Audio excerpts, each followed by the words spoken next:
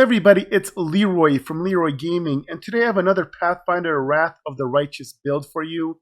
I'm finally presenting to you my Arthas the Lich King build for the Mythic Lich Path. I want to apologize in advance that about my voice.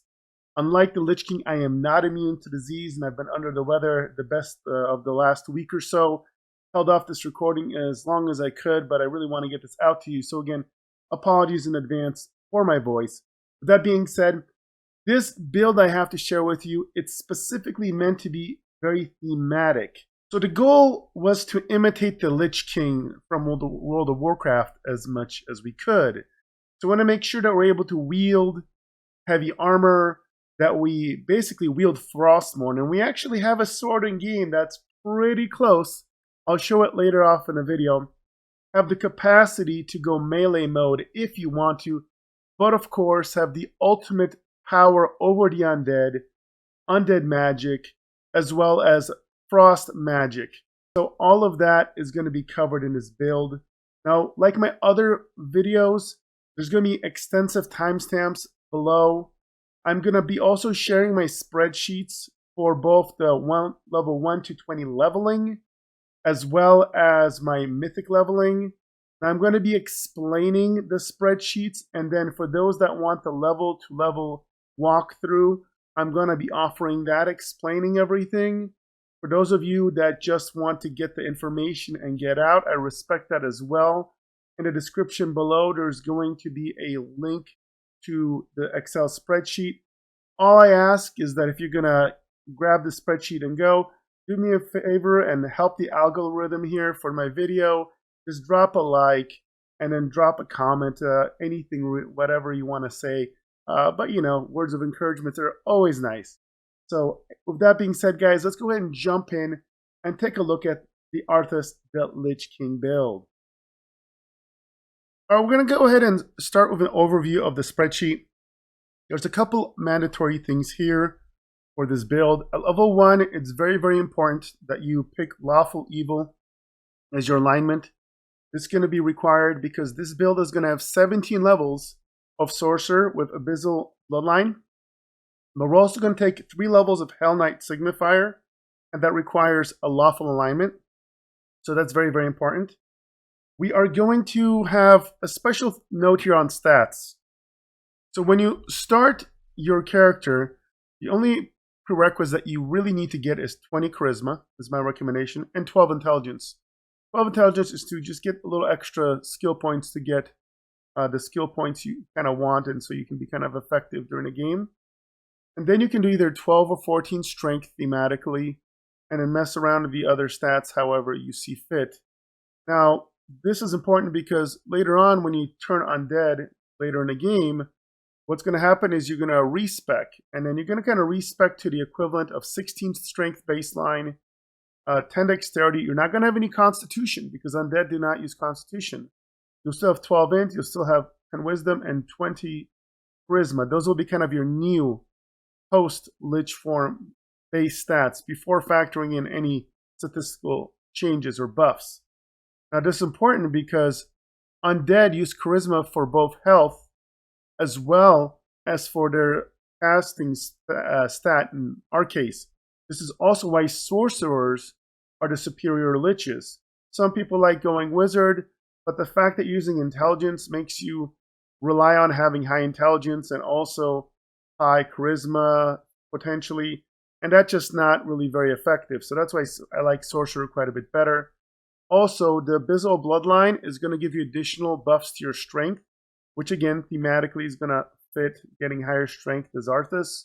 And also it's going to buff your summoning, and you're going to be doing quite a bit of summoning on this build as you level up. Now, additionally, when it comes to your skills, there's going to be 4 skills you're going to be focusing on, but only 3 of them are going to be kind of maxed out endgame. Persuasion is always going to be maxed out. To use magic devices is something that you will max out eventually, probably going to be the main character that uses this. But again, if you have another character that maxes this out, you could technically not focus on this. It's just good because you have such high charisma. And then you're going to need a minimum of 5 in Knowledge Arcana and minimum 5 Knowledge World. and that's going to be for the Hell Knight signifiers. Okay, so those are the main things you need to know for starting out. Your deity can be whatever, but I recommend Urgatoa. There's a little Easter egg if you follow this deity and you become the Lich King. So it's more text thematic stuff, but it is a nice fun little Easter egg later in the game. If you watched my guide, my Ultimate Lich King guide, then you will have already probably seen this. And then I like Chalexian Diabolist because it's going to be extra AC against demons, so that's a nice little bonus. All right, now we'll go ahead and go through the leveling process here from level 1 to 20. So we're going to begin with level 1. And at level 1, we're going to take a level of Sorcerer in the Abyssal Bloodline. And the big thing here, there's going to be a couple things we're going to focus on. So level 1, we are going to make sure when we create the character, pick up Chalexian Diabolist. The big thing here is we care about that +4 dodge bonus to AC against devils. We're also going to get Spell Focus Conjuration, and this is mainly a prerequisite for getting Augmented Summoning, which we're also going to get to pick up this level because humans have the bonus feat. Now as the bonus Sorcerer feat, we're also going to get Spell Penetration. So this is going to be a nice little first level setup. Now we picked the Abyssal Bloodline for a couple reasons. You're going to get this little buff to any summons that you cast. You do get class skill athletics, but that's not really going to help you out. You're going to get some bonus spells that will help you out. So Bull Strength for free isn't bad. But really what we care about is the Strength of the Abyss. So you're going to see at 9th level, you're going to get +2 to Strength. At 13th level, you're going to get +4. And we actually will get to level 17. That's the final level we have. And at level 17, it's going to go all the way to +6. So it's going to be a nice little +6 bonus to strength here, which is helpful. And it is an inherent bonus, so that's going to help stack with your enhancement bonuses and your other bonuses as well. So it's a nice little bloodline for you. Now as far as level 1 spells, as you go ahead and pick up Mage Armor and Shield. Before you get your ability to wear plate armor, you might as well use Mage Armor to up your AC, and same thing with Shield. Later on you're going to get a more powerful version of this that's Lich related. But for now, that's a nice little bonus AC. Now, when it comes to skill level ups, it's going to be very, very simple. The very first 5 levels, what you need to do is put exactly 1 point in Knowledge Arcana, 1 point in Knowledge World. You're going to have 1 point that you're always going to put in Persuasion. That's always going to be maxed out. And then every other level, you're either going to have 3 or 4 points. When you have 3 points, you just put those in initially. And then the last one, when you have 4, you can put it into Use Magic Device. If for whatever reason you don't want to get Use Magic Device, you can put it anywhere else. Once you have put the minimum 5 points in Knowledge Arcana and Knowledge World, it's up to you how you distribute the skill points. Now I chose to put them into Persuasion, into Use Magic Device, and Knowledge Arcana as my main ones, and then I put the rest into Knowledge World. But you can do it however you want, but at a minimum, you want to make sure you max out your Persuasion. That's your key point, and those 5 points in Knowledge Arcana and Knowledge World, then go nuts. I'm not going to be mentioning the skill level ups to save time as we go through the levels, but just note that is the general plan. At level 2, we're picking up another level of Sorcerer, but on this one, it's a little anticlimactic. There's not really much going on. At level 3, we go ahead and pick up Spell Focus Necromancy, and this is going to be big. We're going to be getting a lot of buffs to the necromancy line, rather. So this is the beginning of it. Now, we are going to pick up Enlarged Person at this level. So earlier on in the game, if you want to go melee mode, you're going to want to cast Enlarged Person on yourself. That's going to give your two-handed weapon that you're going to use, or whatever weapon you're going to use, reach. That's important because you don't want to be frontlining. You want to be behind your melee and kind of just hitting over them. Enlarged Person will allow you to do that. Do note later on when you turn into a Lich, you will not be able to cast this because you are not humanoid. any of these kind of transformative spells, they only work on living creatures. So it specifically notates in a lot of them that they don't work on undead. So this is definitely like a low to mid-level kind of benefit for when you do want to melee. At level 4, again, we're getting more sorcerer levels. We will go ahead and pick up Cat's Grace. So this is a spell that buffs your dexterity by 4. And one of the themes you're going to have early levels, you're going to be casting a variety of spells that buff your base stats before you get belts that do this for you. And this is going to increase your physical stats so that if you do want to get in combat, you can do so more effectively. And this is the first one you pick up. And at level 4, we're also going to put your first stat point into Charisma, which we're going to be stacking. Now, at level 5, we pick up another level of Sorcerer. And you're going to pick up Weapon Proficiency Bastard Sword.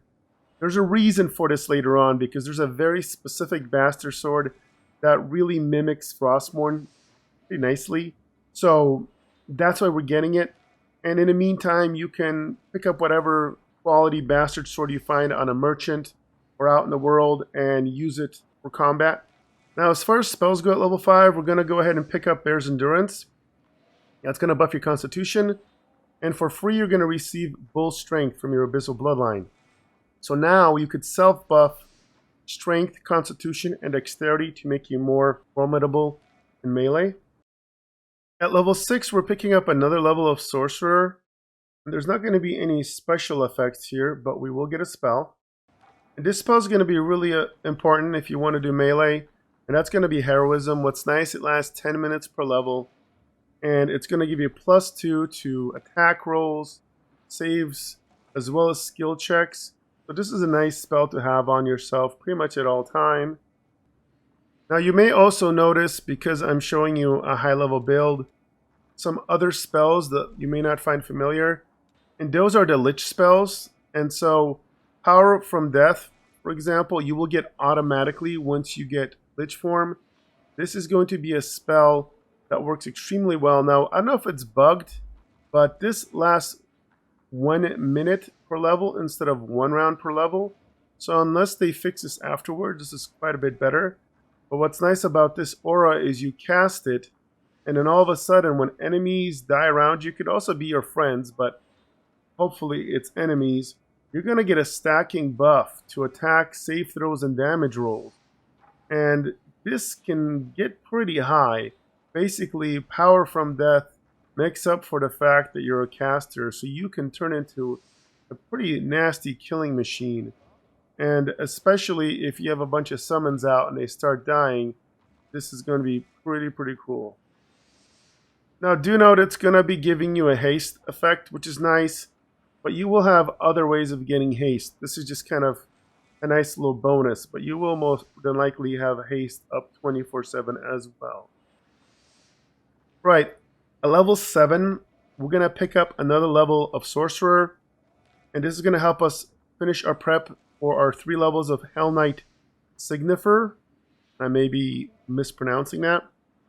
So the big thing here is that we need to get Arcane Armor training. This is a prerequisite. Now it's not showing on this interface, but you're also going to get a bonus Sorcerer feat, and it should be showing right here. But for whatever reason, it's hiding it. But you want to pick up Meta Magic Empower Spell. This is a way that you can increase basically the damage of your spells by 50%.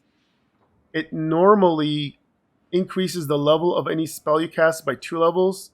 By end game though, you're going to pick up a special feat and it's going to drop it to just 1. So it's going to help make all your spells 50% stronger, and then it's going to be cheaper to get at the very end game. So we want to pick that up now because you can start taking advantage of it right now. For the 2 spells you're going to pick up, one is going to be Mirror Image, again a nice defensive spell. That's level 2. At level 3, it's Displacement, another amazing defensive spell. So again, regardless of where you're going to go in melee or not, these are nice to cast on yourself so that if you get meleeed or damaged by enemies or attacked by enemies, you're more likely to be protected. At level 8, you're going to pick up your first level of Hell Knight Signifer. The big thing here is you're going to pick Order of the Gate, mainly so you can get an additional 5% less arcane spell failure chance. You're not going to get to 5th level or 9th level, so we don't care about the higher level factors. The big thing here is going to give you heavy armor proficiency for free. And also what's nice is you're still going to be leveling up your sorcerer levels when it comes to your spell progression. So that's really, really important. You're going to get a stat point and you're going to again put it in Charisma. And for your 4th level spell, you're going to go ahead and pick up Animate Dead. Just let you summon your skeletal champions and you're going to start feeling like the Lich King as soon as these start popping out. As this is the first time you're seeing the Lich level 4 spells, I want to emphasize the main spell you're going to be picking up automatically. It's going to be Vampiric Blade, and this is great because it's going to basically give you life leech. Whenever you do damage, you're going to be healing yourself. So this is really good for increasing your sustain and making you viable in melee as well. At level 9, we're picking up another level of Hell Knight Signifer. And the big thing here is because you already had Arcane Armor training feat, you're going to get Arcane Armor Mastery for free. And this is nice because it's going to basically increase the amount of spell failure, basically decrease by 20% instead of 10%. That's really, really helpful. Additionally, as your feat, you're going to pick up Superior Summoning. And this is nice because now you're just going to summon an extra skeleton, which is really helpful. When it comes to your spells, you're going to pick up Bone Shaker. This is a nice direct damage spell for yourself that's necromancy based. That's your level 2 spell. For level 3, you have Haste. And again, this will eventually be completely obsolete. You'll have easier and better ways of getting haste, but in the short term, it's a nice way of getting it. And for your level 4 spell, you'll pick up Bone Shatter, and this is an upgraded version of the level 2 equivalent that just does more damage, and it's got an additional effect here. So this is a nice direct damage spell if you want to stay at ranged for a certain encounter. At level 10, we're going to pick up our 3rd and final level of Hell Knight Signifer. And the main thing here is it's going to give you Signifer armor training. So it's going to lower your armor check penalty, reduce arcane spell failure by another 5%, and also makes it so that you don't lose speed when you're wearing heavy armor. So it just makes you more nimble. It's worth the extra point. And then you're going to get your first level 5 spell. And the one I recommend is Racking Ray. This spell can be extremely helpful against tougher enemies. The big thing here is it can strongly debuff the enemy. As you can kind of see here, it does 1d4 points of dexterity and strength damage per 3 caster levels, up to 5d4. So up to 5d4 strength and dexterity to an enemy.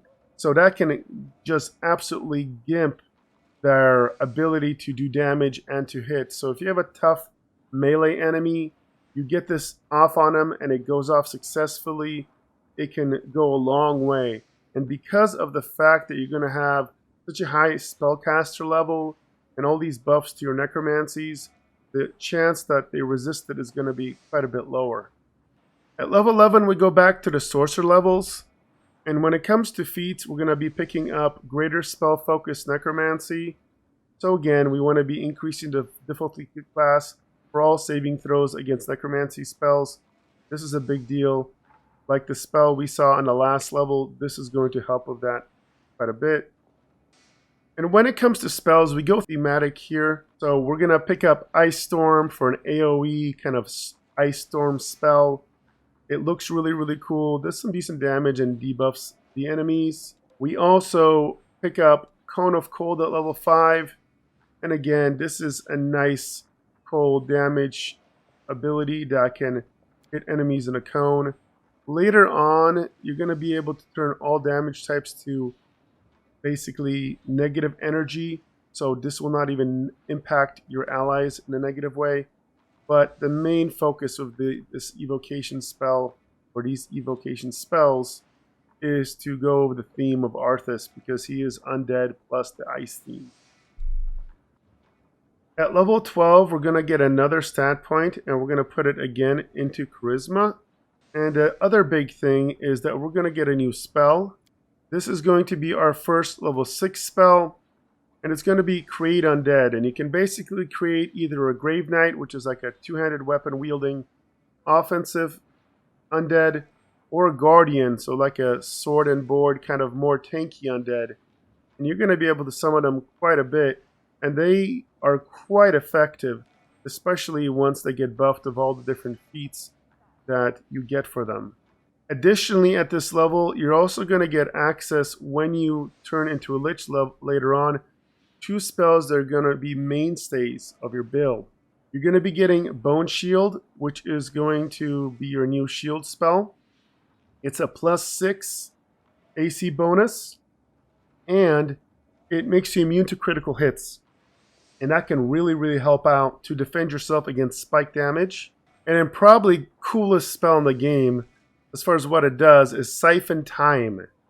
So this is going to be an AoE spell that kind of you cast, but actually travels with you. So you want to cast it on yourself, and it's going to buff your party, and it's going to give them haste, and any enemies in the area are going to be slowed.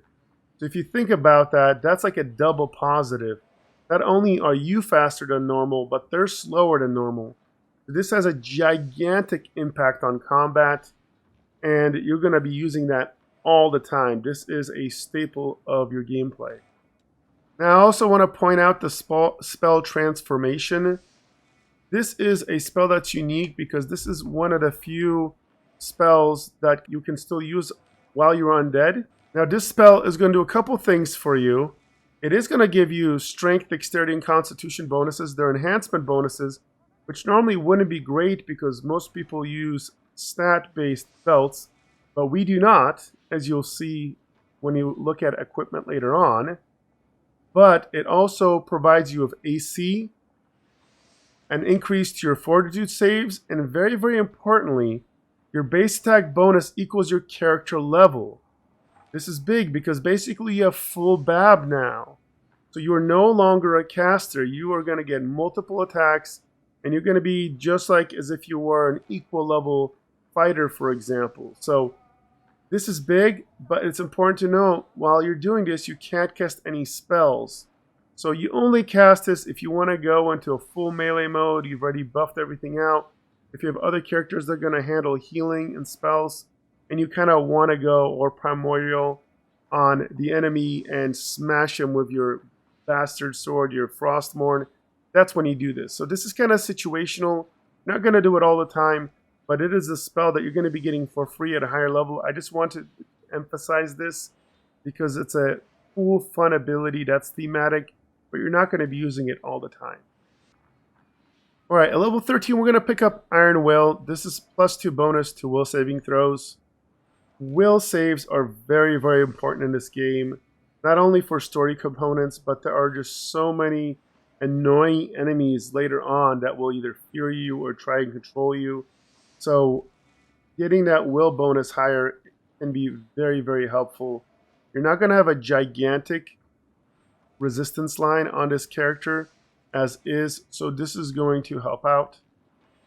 Now when it comes to spells, thematically we're going to pick up Icy Prison at level 5, which again you can just basically encase somebody in ice. If you've ever played World of Warcraft and you fought the Lich King at the beginning of encounter, of the raid boss encounter where he turns a certain famous NPC to stone, or rather ice, this reminds me of that perfectly. So if you want to roleplay that, well, here's your Icy Prison. So that's one spell you're going to pick up. And then the other spell is going to be Greater Heroism. So this is an improved heroism that you cast on yourself. Helps with your saves, helps with your attack, and your skill check. And it gives you some temporary hit points as well. That's not going to be significant, but the other elements are helpful. Now level 14 doesn't bring any major benefits, but you are going to get 2 spells that you're going to pick up. So your level 7 spell you're going to pick up is called Umbral Strike. And this is a nasty, nasty spell that does a lot of damage. It's part cold damage, part negative damage. Eventually you can make it do all negative damage. And it can also blind the enemy. I also want to show you guys the level 7 spells that are going to be a big part of your gameplay. Again, these two spells are Necromancer, or rather Lich King focus. So once you unlock the Lich King path, this is what you're going to see. The first one is Feast of Blood, and this is just nuts. So it's basically an AoE version of Exsanguinate. So notice this says basically all the targets within enemy targets within a 20-foot AoE receive 1d6 damage per caster level. Notice there's no cap noted here. Eventually you're going to be level 30 when it comes to caster levels. So that's 30d6, and you can empower this to be level 9 or eventually level 8 when you get the improved empower, which ups that an additional 50%. So that is bonkers. And then it also can potentially lower their strength damage and do the extra additional bleed damage. The bleed damage isn't crazy. The strength damage is nice, but it's just that huge amount of potential AoE damage. And then probably one of the reasons to be undead is Restore Undead. This is a bonkers ability. It's got an 100-foot burst, and it basically fully heals all allied undead creatures. We're talking about all your characters, all your companions, all your summons, anything that is undead, which should be everything pretty much, gets fully healed. And you will be able to cast this spell up to 12 times at higher levels. Now, of course, you're going to share that with the other casts, but the point is, this is going to be the best way to kind of instant heal if you take a lot of damage. Alright, at level 15, we're going to pick up Selective Channeling, and obviously that's just important, so you're always healing your friends and never damaging your friends and never healing the enemy. So this is just a nice go-to. Now, at this level, you're going to pick up your first level 9 spell, which is Heroic Invocation, which lasts 10 minutes a level, which is going to be basically forever, since you're a level 30 caster at max level. And it's an AoE buff that gives you +4 morale bonus on attack and damage, 2d8 +4 temporary hit points, and you're immune to both fear and charm effects for the spell's duration. So this is absolutely great to avoid those nasty situations where you get randomly feared away. This is also a good time to introduce to you to another spell you're going to get from the Lich Path that's going to be a huge part of your rotation, and that's Negative Eruption. So it's a giant 30-foot burst AoE, and it basically acts as a mass harm spell, which does 10 points of damage per caster level, up to 150. So it does 150 damage, half unsaved. The big thing here is it's a nice AoE damage spell that also acts as an AoE heal for all your characters. And here's the big kicker, because this will also impact all your summons as well, is it gives you a +2 bonus to attacks, damage rolls, will saving throws, and twice the caster level's temporary hit points. So basically 60 hit points to everything this impacts. So this is a nice spell that you can do to kind of attack while also topping off your health, while also buffing everybody, and if you have summons out, buffing those as well. So this is a huge Lich King ability that, again, you're probably going to use more often than not. Alright, level 16, you're going to get another level of Sorcerer, and you're actually going to get a bonus feat from your Sorcerer line, and this may be a shock, but you're actually going to get to pick up Power Attack. So if you want to go melee and go ham, well, here's a way to buff your melee attacks. And again, I know this seems like a shocker to get that from a Sorcerer line, but yep, that's how we do it. And then you're also going to get a stat point, and again, you're going to dump it in Charisma, yet again. When it comes to spells that you can pick up, Polar Ray is a good one to pick up. And do realize that I know as you've leveled up, you've had access to other spells, but these are the ones that I'm emphasizing as the most important ones. So Polar Ray just does a lot of damage, and it can also lower the dexterity of enemies. So this is a nice option for you, while also maintaining kind of that ice theme. And then, speaking of theme, you also pick up Icy Prison Mass, situational, thematic. But again, if you want to freeze a whole room of enemies and just see them suffer and slowly die as you just destroy them, this is really, really fun and very, very Lich King. Alright, level 17, another level in Sorcerer. The feat we're getting is greater spell penetration. Again, we want to make sure all those nasty spells are getting through.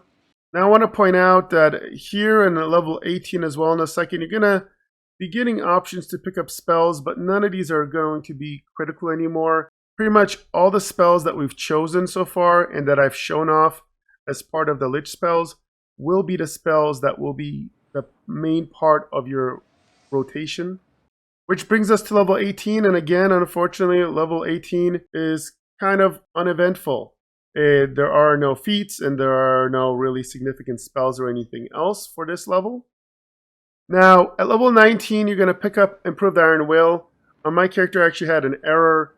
I had History of Terror because I hadn't realized that Heroic Invocation made you immune to fear. So I'd picked this up to get the extra bonus against fear effects. But this is unnecessary, since you can have Heroic Invocation up at all times. So please ignore this element. You're just going to be getting Improved Iron Will, which gives you an additional +2 to.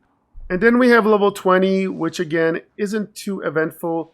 You do get an extra stat point. If you've been putting all your points in Charisma, this puts you on an odd number.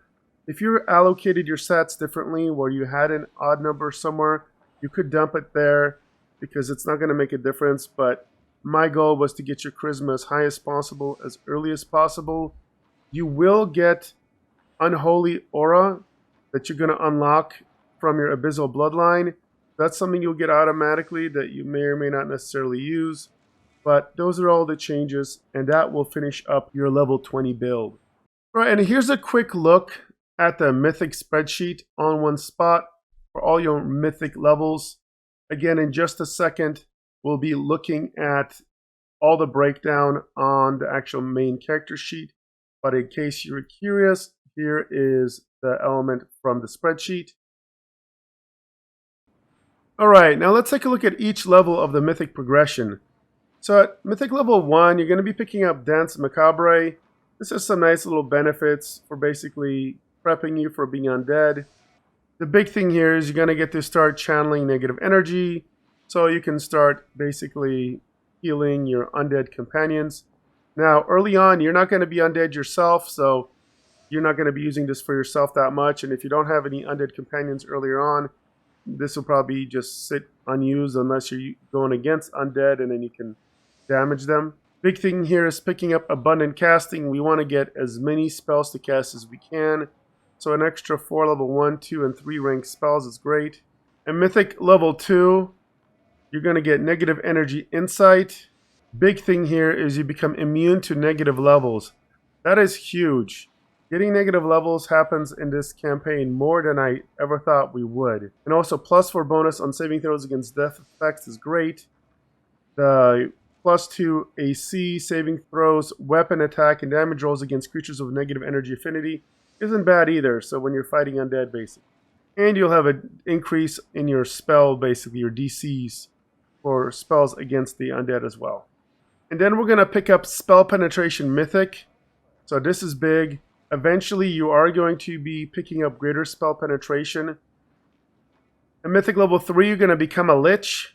Or rather, you're going to go down a Lich path. You're not going to technically be a Lich yet. You're going to get a new summon.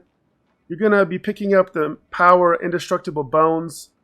This is going to give you DR10/dash. So it's basically 10 damage reduction, and it can't be bypassed by anything. And enemies that actually hit you are going to suffer penalties to their attack. So this is nice. For your Skeletal Champion, I recommend a Skeletal Vanguard. So you have another tank front line that keeps enemies off of you. And then we're going to go ahead and get Ascendant summons rather. And this is nice because you're going to have a lot of potential summons over your gameplay, and buffing them is going to help out. At level 4, you're going to basically upgrade your skeleton to be an Inquisitor. The main point of this is you want to get the free teamwork feat, and you're going to choose Outflank. So again, it's going to combo of your other characters that have Outflank on them, and going to get bonuses to attack for you and them, which is nice. You automatically get Lord Beyond the Grave. This is going to buff basically all undead creatures that you control. So your companions later on that are undead, your summons, and then eventually, when you're a Lich, this will buff you as well. And it maxes out at +6 to all stats. And also, it's important to note that all their attacks will also basically bypass all types of damage reduction except for N/dash. So that's pretty key. And then we pick up Expanded Arsenal Magic School Evocation. So all these buffs that we've been picking up that buff up our Necromancy line is going to also buff evocation spells. Now this is again meant to be very thematic because you notice that I picked up numerous ice-based spells. Those are all evocation spells. So this is going to make them higher DCs, harder to resist, and so forth. So this is the reason for this. At Mythic Level 5, we're going to get Improved Abundant Casting, so more casts of Level 4, 5, and 6 spells. And you're also going to get Dark Rites. This is big because Lich, you and all your companions in a 30-foot radius cast their spells as if their cast level was 2 levels higher. And later on, we're going to be able to buff this so it's 4 levels higher. So this is very, very effective, especially when you stack up all the other factors that increase the level equivalent of your spells. Mythic Level 6 is a real game changer because you get Death of Elements. Now let me explain to you how this works. It says, Lich can change any element damage to negative energy, no matter what the source of the element damage is. This is huge. Basically, this is a toggle, and when you toggle this, any of your spells, so for example, you are going to have ice spells, but you toggle this and your ice spells will do negative damage. Why is this important? Important because some of your spells can accidentally hit your allies. And if you're playing on a higher difficulty, this will protect them because they will not get damaged by that negative energy. It will actually instead heal them. Also, you'll notice there's a separate button you're going to get, and it says you can also activate Consume Elements for 1 round per 2 mythic ranks. So it caps out at 5 rounds. It turns all incoming elemental damage into negative energy. So if you're fighting against the big boss fight that is about to do a giant lightning attack or fireball attack, you toggle this and all that damage all of a sudden turns into negative energy damage, and it heals you and your group instead of damaging you. This is a game changer.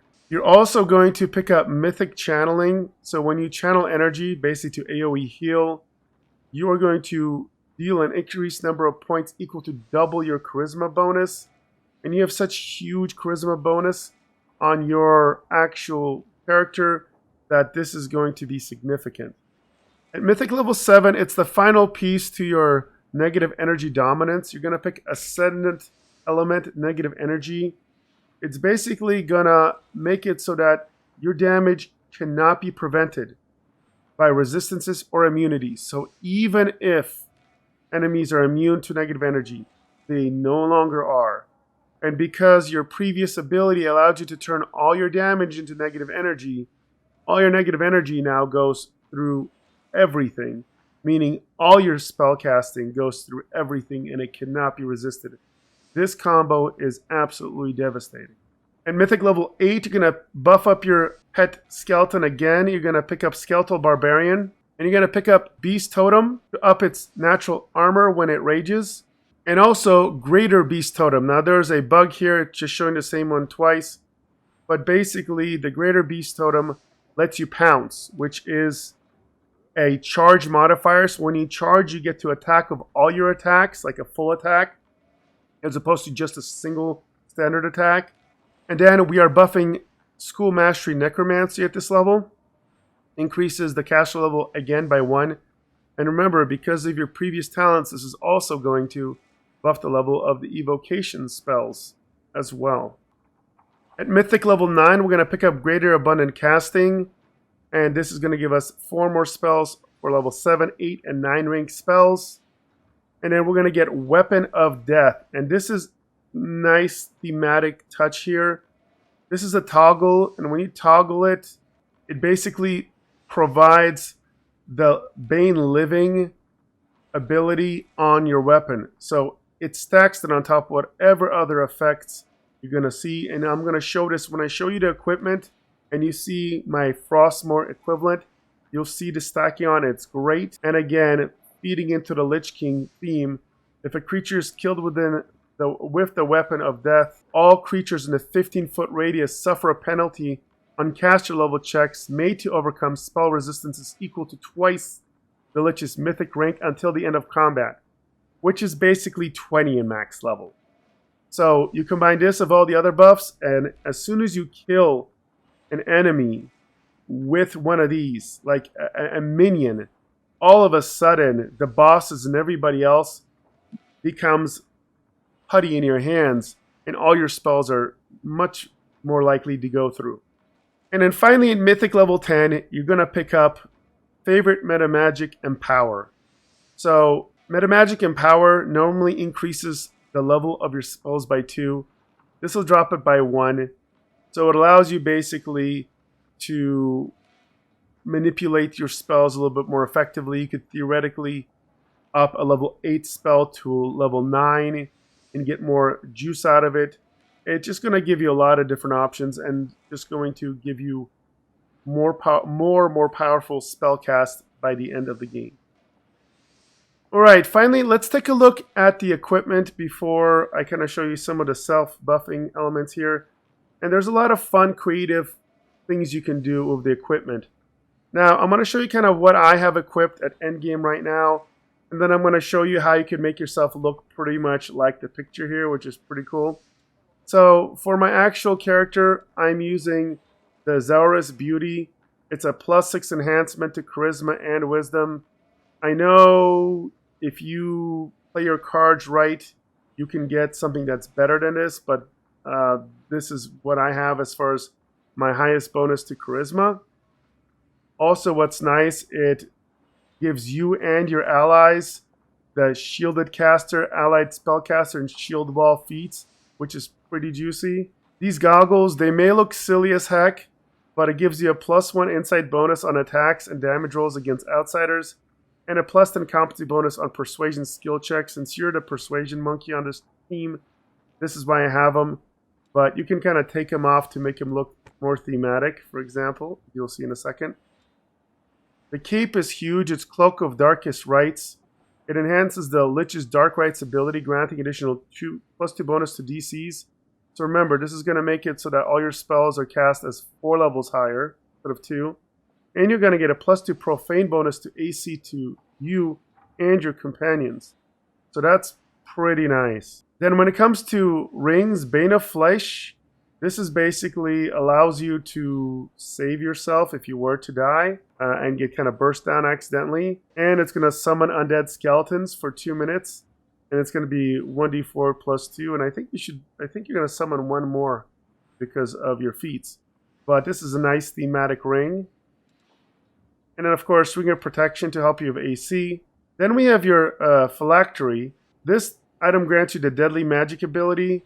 If you have it, it grants it 2 additional uses. Deadly Magic is one of the Lich powers, to give you an idea.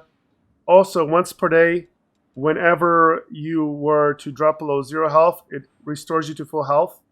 So this is big. Now, I don't know why this says it doesn't stack with your full plate. I think it's because normally bracers in this spot up your AC. This doesn't. So I don't know why this doesn't stack with any of the chest pieces, but I think this might be an error. Because our chest piece is just, basically it's good armor and it gives us spell resistance 23. That's why we're using it. So I think this might be an error. You'll notice you have numerous ways to basically not die, which is big. This is your sword. And this is my Frostmourne equivalent. It's called Frostbite. It's a +5 enhancement bastard sword. It's nasty. It does an extra 1d6 cold damage. It has Icy Burst. It has Frost. It has Nullifying, Living Bane, Weapon of Death. And also, whenever the wielder of this bastard sword lands an attack of opportunity, enemy must pass a reflex save DC 30 or become entrapped in ice, paralyzed for 1 round. So very, very powerful. You can also buy it off a merchant in Act 4. So it's not too hard to get. And if you want to look at these effects, Icy Burst. So when you successfully crit hit, it does an additional 1d10 points of cold damage. And if you had increased your crit multiplier, this could go higher and higher, but we didn't have the feats for that here. The Frost is the extra 1d6. The Nullifying is nice because it suppresses a creature's spell resistance for a short amount of time. So you can basically attack enemies that have high spell resistance, and it's reduced by 1 for 1 minute. Or when you crit, it drops by 2. So it kind of stacks of your other ways of dropping the resistance. And then the best part is the Living Bane. Against basically living creatures, which are most things you fight, it deals an extra 2d6 points of damage against them. So it's not shown here, but basically in reality, you're doing not plus 1d6, you're doing plus 3d6 damage on this. So it's a very, very nice two-handed sword. When it comes to necklace, I use an Amulet of Natural Armor plus 4. Already went over the chest piece. I got this kind of tunic. Main thing here is it gives you electricity resistance 30. That's the main effect, but let's get some other benefits and a -5 to your mobility here. Your belt is big. This is Belt of Demonic Shadow. I love this thing. Whenever you cast a spell of level 6 or higher, which you're going to be doing constantly, it summons a CR7 Shadow Demon to fight along you for 2 minutes. Now, you can only have one, but if the demon is already summoned, casting a new one, it's going to heal it for 2d6 hit points. So you're going to always have the Shadow Demon fighting beside you, which is another pet, which is great. And then for my gloves, there's a couple different gloves that are out there that increase and buff your summons. There's one that I can't find. I put it somewhere. But it basically increases the spell resistance of summons when you summon them, which is pretty good. This one is good too, though. It gives you them a +2 bonus to natural armor for all evil creatures that you summon, which are going to basically be all the creatures you summon. And then on top of that, they're going to gain a +2 bonus on attack rolls, saves, and skill checks for all those summons. So it's a nice way to just buff your summons. Then finally, you have Boots of Free Reign. You have permanent freedom of movement, so nobody can basically hamper your movement. But we're not done yet. We also have a couple of fun extra items here. Lucky Dice. You can activate these, and you're going to get a +1 luck bonus on attacks and damage rolls or to AC during an enemy's attack once per day. But notice, it lasts for the whole day. So you use these, and I just don't get it. So I don't know if this is just for one attack or not, or if it's consistently. It might just be for one attack, but I always just activate these at the beginning of the day, and I have them on there. May not be as good as I think they are, but they're cool. The Covenant of the Inheritor. It gives your whole party basically within 30-foot range. You can activate this, and it stays activated. Plus the bonus to caster level checks made to overcome spell resistance. And your weapons become good aligned, as if they were made of cold iron. I mean, this will be outdated eventually, but the +2 bonus of the caster levels is great. And next you have the Tankard of Free Spirit, and depending on the level, it's going to summon a variety of spirits to aid you. So this is another summon that can stack of all your other summons. And finally, we have Duality of Conjuration and Summoning. Again, once a day, you're going to summon 1d2 +1 Modavic Divas. And again, remember you have that ability where it's going to do an extra one, so it'll be 1d2 +2. There is a 10% chance that they turn on you, but, you know, it is what it is. And so sometimes on big fights, I'll summon this. Right, and gear-wise, I also want to show you, if you want to look like the main character here, you can put on the Carapace. This is off of Vance, you know, the dwarf that you end up killing. Well, check out, look how cool Frostmourne looks when you have the blood, the vampiric blood effect plus its frost effect. That looks so cool. And here's the helmet to kind of help finish off the look. The helmet in question is the Blazing Crown. It gives you +4 charisma. and it gives you health whenever you do damage through spells. So again, if you take a look at it, it looks very, very much like your picture. So there you go. If you want to look like that, it's a total badass look. There's nothing wrong. You only lose a little bit of AC, 1 AC. I do like the spell resist on the other armor, and obviously you get +2 charisma on the other helmet. But if you want to look super badass like the ultimate Lich King, there you go. There's the gear. There's the picture. Wham bam, thank you, man. And finally, we can take a look at what we look like self-buffed. Here's, by the way, little demon you summoned because of the belt, which is pretty cool.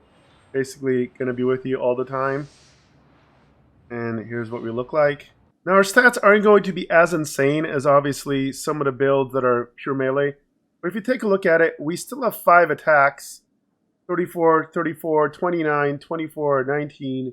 Our damage line is 45 to 59 base damage. Armor class is 47, which is, nothing to scoff at. You have an insane 43 charisma. Our strength right now is base 30. Now, do note, we get a -2 because we sold our youth to be a lich. We have a -2 to dexterity as well here. So those are things to keep in mind. But considering that we do a lot of our damage through our spells, as well as our summons, the fact that we can still be this effective with our actual melee element and a speed of 50, might I add, this is pretty damn powerful. And for kind of a hybrid build, that is insane and really, really fun. Again, you can play it mainly caster. You can, when you want to go and beat stuff up with your bastard sword, just like the Lich King would, you can do that as well. You can freeze everybody. You can go nuts. All right, guys, so I hope you really enjoyed this build. Again, it's meant to be really, really thematic. If you want a min-max, like absolute Lich build, you would probably go like no armor, probably a pure caster, and then use mage armor, etc., and not worry about any of the physical attacks. But again, then that's just a pure Lich build, not Arthas, the Lich King. So again, if anybody has any feedback, feel free to leave it below. But again, I'm sure some people will say, oh, this isn't min-maxed. Well, again, it's thematic for the Lich King and how I personally imagine it. So hopefully you enjoyed it. If you watched this video so far to this section, thank you very much. Please like, subscribe, smash that notification bell to be notified of new videos. And as always, guys, I'll go ahead and see you guys in the next video.